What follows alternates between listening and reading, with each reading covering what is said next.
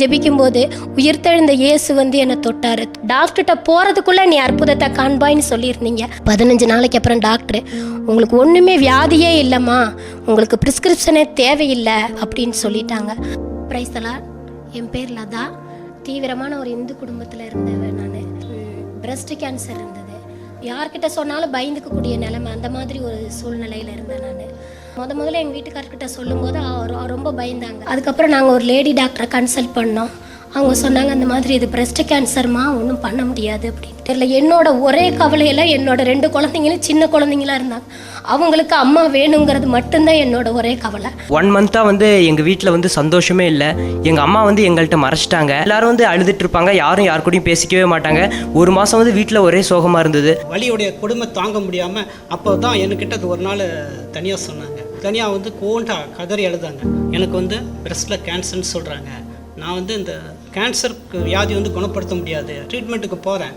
போய் கொஞ்ச நாள் கழித்து நான் இறந்துட்டேன் அப்படின்னா என் பிள்ளைங்களை நீங்கள் காப்பாற்றுவீங்களா அப்படின்னு காலில் விழுந்து கதறினாங்க. அப்போ என்ன செய்யறதுன்னு எங்களுக்கு தெரியலை. அப்போ எங்கள் ஃப்ரெண்டு உங்களை எங்களுக்கு அறிமுகப்படுத்தி வச்சாங்க. இந்த மாதிரி பிரதர் ஜவஹர் சாமியால் இருக்காங்க கிட்ட, நீங்கள் ஒரு தடவை போய் பார்த்துட்டு அப்புறம் நீங்கள் மேற்கொண்டு ட்ரீட்மெண்ட் பண்ணுங்க அப்படின்னு சொன்னாங்க. நிராயுதபாணியான நிலைமையில தான் நாங்கள் இருந்தோம். எந்த விதத்துலையும் எந்த சப்போர்ட்டும் இல்லாமல் அந்த மாதிரி உங்ககிட்ட அன்றைக்கி வந்து நாங்கள் விழுந்தோம். அப்போ வந்து நீங்கள் ஜெபம் பண்ணிட்டா, நீ விசுவாசித்தா நீ சுகமாவேன்னு அந்த ஒரு வார்த்தை ஆண்டவர்கிட்டேருந்து நீங்கள் பேசுனீங்க. அப்போது பேசிட்டு நீங்கள் வந்து எனக்கு ஜெபம் பண்ணி அக்னியை ஊதும்போது, ஜெபிக்கும் போது என்னோடய உடம்புக்குள்ளே ஏதோ ஒரு பவர் இறங்குனதை நான் வந்து உணர்ந்தேன்.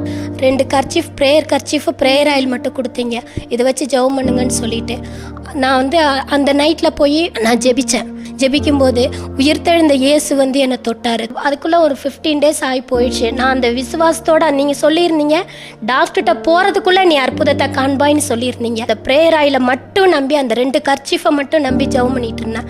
கரெக்டாக 15ஆவது நாள் நாங்கள் டாக்டர்கிட்ட போனோம். அந்த மெமோகிராம்ங்கிறது அதில் மெயினாக பண்ணாங்க அந்த செக்கப்.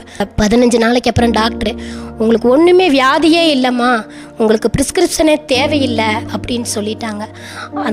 அந்த ப்ரேயர் ஆயிலும் கர்ச்சீஃபும் தவிர வேற எந்த ட்ரீட்மெண்ட்டும் எடுக்கலை. கர்த்தர் என்னை இன்னைக்கு உயிருள்ள ஜீவனாக நிறுத்தி வச்சிருக்கிறார். கர்த்தருக்கு ஸ்தோத்திரம்.